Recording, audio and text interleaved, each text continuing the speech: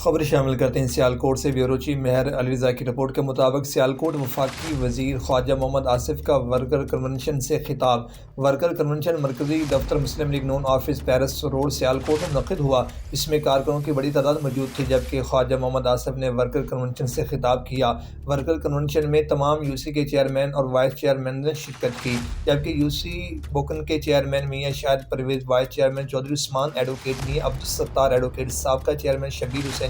چودھری، سمیع خالق میاں محمد افضل، صدر یو سی گوہد پور، سابقہ کونسلر چاچا اسلم میاں منیر احمد، میاں کرامت علی اور میاں فہیم نواز، سابقہ صدر مسلم لیگ نون یوتھ ونگ نے شرکت کی۔ کنونشن کے آخر میں خواجہ آصف نے لوگوں کا شکریہ ادا کیا۔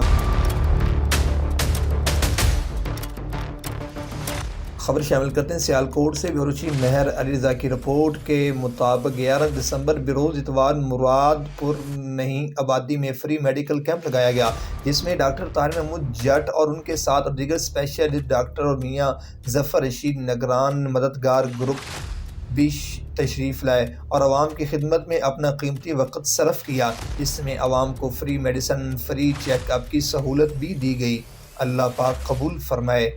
ایک اور خبر شامل کرتے ہیں